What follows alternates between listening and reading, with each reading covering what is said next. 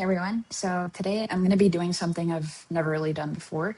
So I thought, why not? We're going to be solving a LeetCode problem, and I'm going to try to explain it to the best of my knowledge. So yeah, it's my first time, so I hope you guys will cut me some slack. So the problem we're going to be solving is 3488 closest equal element queries. And this was actually yesterday's daily problem. So yeah, let's just get to it. I'm going to minimize this so that it's not distracting. Okay, and I think the best way that I can actually explain this would be to kind of write it out rather than the question itself. So yeah, I just shifted over to my iPad over here. So what the question states is that we are given two arrays. One is nums and the other one is queries.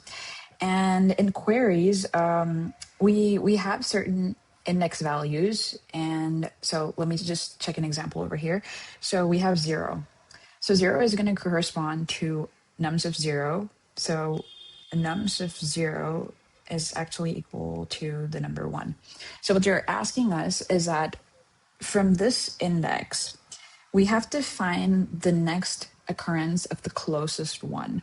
So just by looking at it right here, we can tell that that is 2. So if we go back here and kind of look, so the answer here for this 0th index 1 is actually 2. So it's 2 minus 1 and 3. Let's just probably write that down over here. So our actual answer is equal to 2 minus 1 and 3. So why this happens is for nums of 0, again, we see for the index value of 2 minus 0 itself is equal to 2.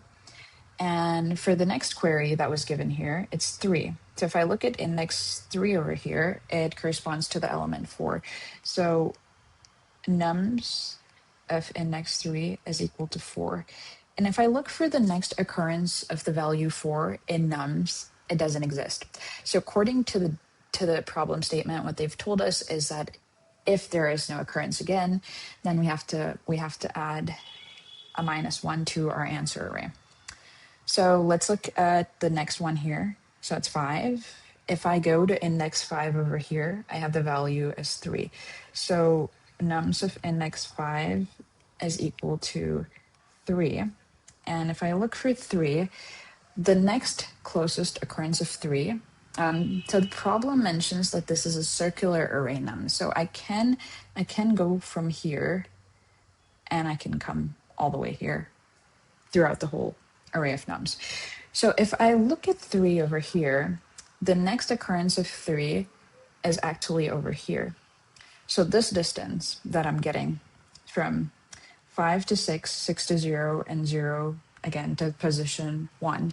So this is giving me a value of 3. So that is the minimum distance that I get. So that's why our answer has 3 over here. So basically, yeah, I just kind of explained it because, again, the question would have been a bit confusing to kind of go through. But yes, this is basically what the problem statement is telling us. So I don't want to go into too much detail for the brute force approach because that might take time, and I don't want to make a video that's too long and boring. So I've just written the brute force code over here. So what we're doing is basically a no-brainer solution. We're going through each value in queries. We're going to take the number that it corresponds to. We're going to iterate through nums all over again. We're going to make sure it's not the same index because we don't want to repeat the same number.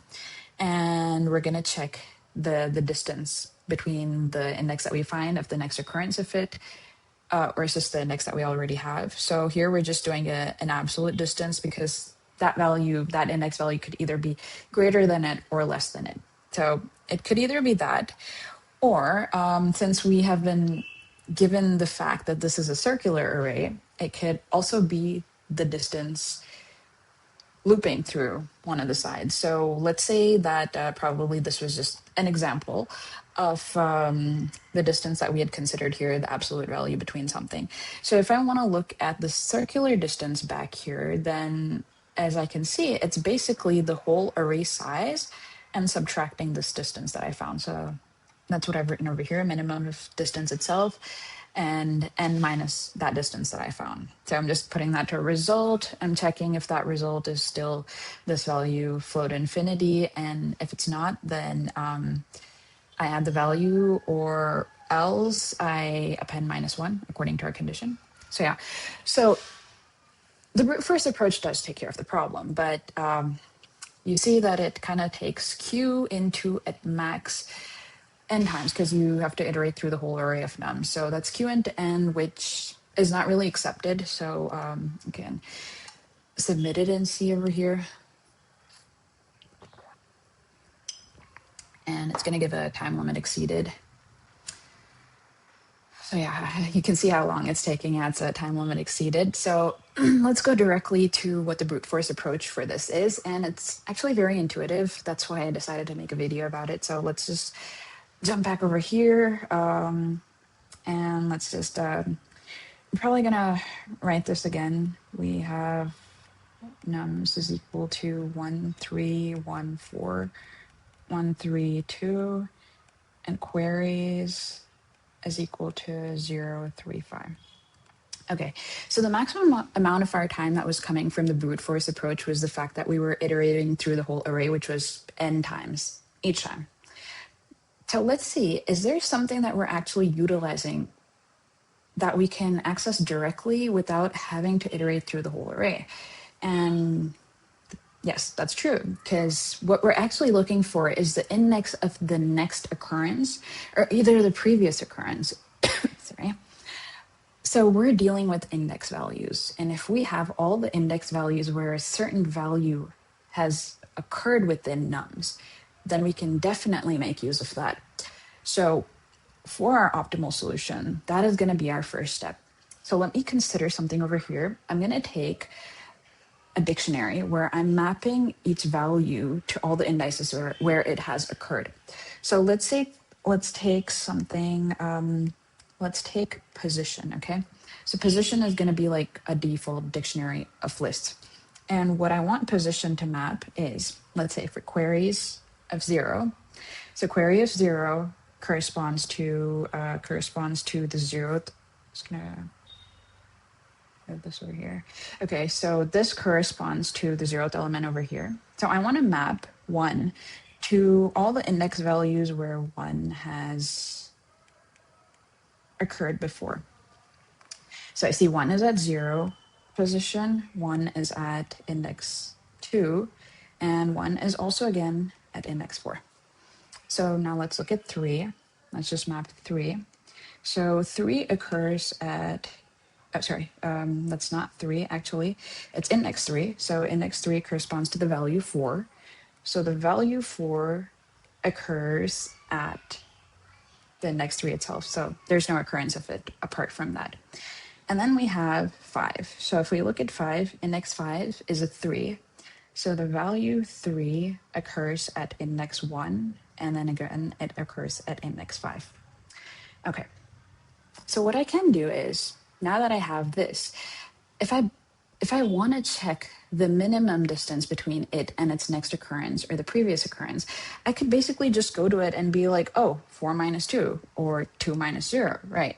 So once I have this information, it's much easier for me to actually leverage that. So let's see how that's going to work, because there are going to be a few conditions in it. It could either be to the left or the right, or it could be in a circular dependency. It could be somewhere, not a circular dependency, sorry. It could be in a circular loop. So we need to check that condition as well, either a right circular loop or a left circular loop. So right now, let's probably try to take an example. So again, we had our answer was equal to 2 minus 1 and 3. 2 minus 1 and 3. Okay, so let's check here. What are our conditions? So what I'm trying to do is queries of 0. What I basically want is, I want to find in position of this. So let's just assign that to something, okay? So let's say from queries, whatever we're accessing, so this 0 over here, so let's consider that as index. So index is equal to 0 or whatever. So what we want to find is, we want to find position of index. Okay, and maybe let's assign this to something called indices is equal to position of that index. So what I'm basically doing is by that, I'm accessing this whole value over here. So once I get that list where all the occurrences of one have happened, I want to look for either the left occurrence or the right occurrence or our circular next occurrence. So what I'm going to do is I'm going to look through this. I'm going to look through indices and I'm going to look for the next occurrence. But to look for the next occurrence, I need to know at which position my existing occurrence had occurred. So what I will do is I'll look at, first example is 0 to 4, and the index itself was equal to 0. The given index from queries. So from queries, okay. So now I want to find in indices, where has that occurred? And obviously, as I can see, it's occurring at the index 0. So basically my answer is if this occurs at 0 and I have more elements to the left, I could have checked both the left side and the right side to see the minimum distance between it. But I don't have a left side. So here I'm going to check the right side. So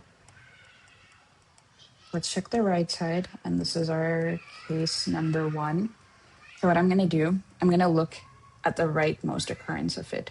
So what do I have? So that's, so for my right check, it would be, let's say, yeah. And I need to make sure that there is a right value. So I'm just going to check. Let's say that I got the value of where this index occurs by some function. Let's say I got it, and that value is stored at I. So here, I is 0 itself again.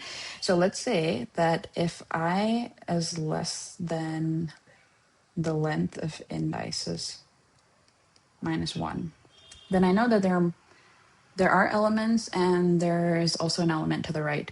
So if that's the case, then I could probably have something like a result would be equal to that, the next index value. So indices of I plus 1 minus index.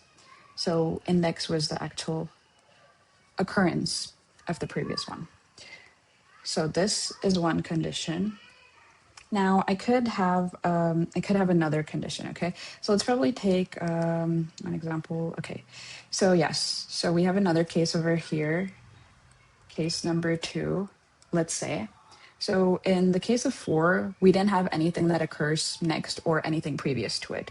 So that would be if length of indices itself is equal to 1, then I can just do and append minus 1 to whatever my answer is. Okay. So let's take a case 3 over here.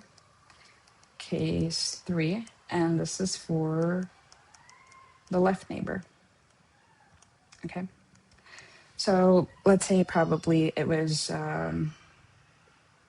again, it was 0, 0 to 4, but let's say that the index value we were dealing with was actually 4.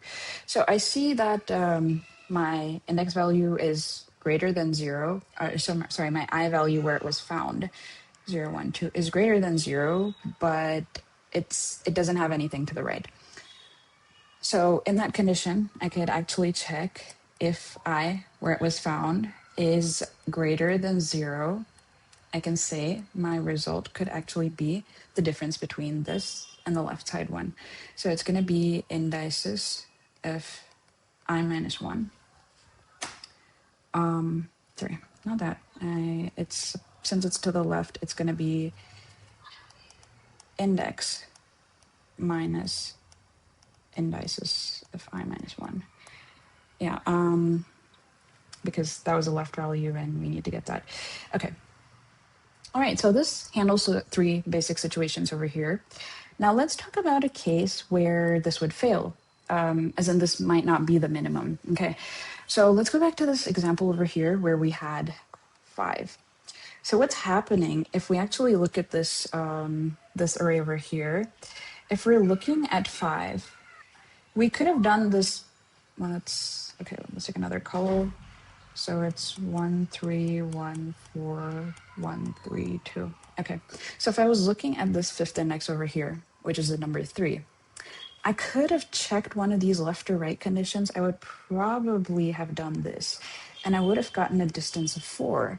But according to the condition of the problem statement, this is a circular array. So the answer should have been from going to 5 to 6, 6 to 0, and 0 to 1. And as we can see in our answer, the answer is supposed to be 3. So we need to write a condition where we're checking a circular dependency. And maybe after all these cases, every time we look for the minimum of each one. So let's go back here and look for our circular dependency.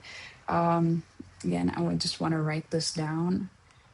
1, 3, 1, 4, 1, 3, 2. Okay. Okay, let's look at this condition. And I want to check the circular dependency. So we have the size of the array is n is equal to 7. This is occurring at a position 5. This is here, present at a position of 1. So instead of doing phi minus 1, so phi minus 1 is equal to 4, but we want 3. So what we're going to do is we're going to check this distance over here. We can check this distance, and then we can add this distance. So one of our circular conditions, again, that would be, again, our result would be equal to a minimum of previous result. And also, it would be n minus our current index that we got from queries,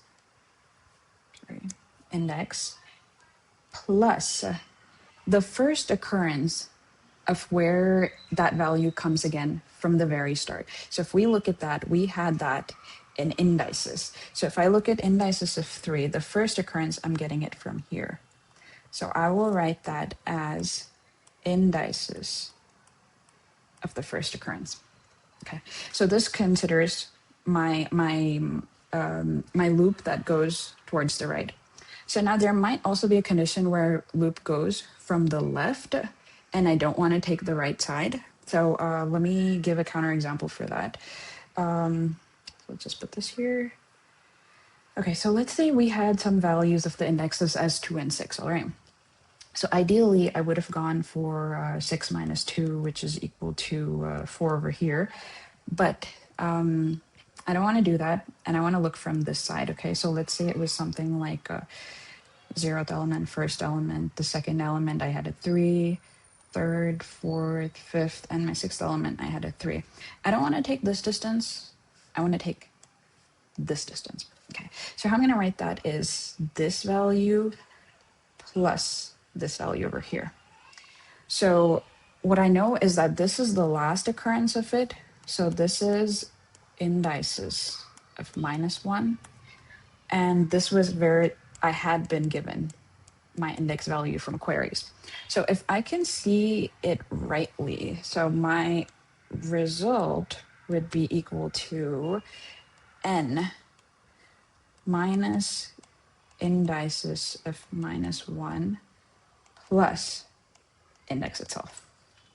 So that way I get that distance and I check the left, circular loop where I can actually find it. So I hope this explanation was actually understandable. And one more thing here is one important part that I left out, which is going to be the major contributor to saving time, is the fact that I mentioned here, where'd it go? Yes, yeah, I mentioned here that we're going to be looking for a value I, which will actually correspond to where that specific index value is present in indices. And for that, since we're dealing with a sorted list of numbers here, according to all occurrences, we're going to be using a binary search to be finding the value of where that I actually is, and then we're gonna use that. So yeah, I hope this explanation was correct and like it was understandable. But from here, I'm just gonna directly go to the code, so it's better for everybody to understand. And I hope I don't really make any mistakes. So what we considered was that I was gonna take, first of all, let's take n as length of numbers. Then we're going to take a dictionary, pause for position. So it's a default dictionary of list. And what this is going to actually do, it's going to maps values to indices where value occurred in nums. Again, that's circularly, okay? So what we talked about was the fact that we want to pre-compute these values, right? So if I want to pre-compute it, I need to go through nums and I need to check for I comma number in enumerate of nums. What I'm going to do is for the position value of num, I'm going to go ahead and append the value where it occurred. Okay, so this is my pre-computation. Pre-compute for further use. Okay. And I did talk about a function where I'm going to be finding the get index. Okay, get index. I'm going to be passing some indices. So let's array and some target. This is something I will come back to later. But let's go to our actual implementation where the rest of it happens. Let's have an answer array. And now let's go through every index in queries. So yeah, every index in queries. And like I mentioned, once I get that index, I actually want to go and look for the indices from position, which is corresponding to it. So if I assign indices is equal to position, okay, it's not going to be position of index itself. It's going to be position of nums of that index, right? So we have 0, we're going to go to nums of 0 and look for that number. So, okay, nums of position of index. All right. And then the next thing we do is let's go to our base case, which I one of the base cases I kind of showed over here, where we have case 2, where it's just there is nothing else and the size of it is just 1. So let's just write that immediately. So if length of indices is equal to 1, then let's go immediately and append a -1. We can continue to the next query that we get. Okay, let's go to the case where we have elements and we want to check if there is a left element we can actually get. So initially this value for the minimum distance, let's put it to a result, which is float infinity, because we're trying to minimize it. And let's check case 1 for our left neighbor. Okay, so if I want to have a left neighbor, I need to make sure that, all right, one more thing that I forgot is I need to assign the value from indices where this index actually occurred. So that's going to be my get index, and I'm going to be passing indices, and I want to find index. Okay. So now, if I is greater than 0, then I know that there's something to the left of it. So if, that's right, I didn't even write an if. So if I is greater than 0, then I'm going to assign result, as I mentioned, to the minimum of result itself. And this value, so the current index value that I've been given from queries, minus indices of the value before it, -1. Okay. So let's say that's not the condition. So I want to check right neighbor. Okay. So when will I have a right neighbor? If I is less than the length of indices -1, then there's something to the right. So result will be equal to a minimum of result itself and the next value. So that's indices of I plus 1 minus the index that was given to me from queries. Okay, so after this, we have our conditions where we might actually have a circular loop. So let's see our circular conditions.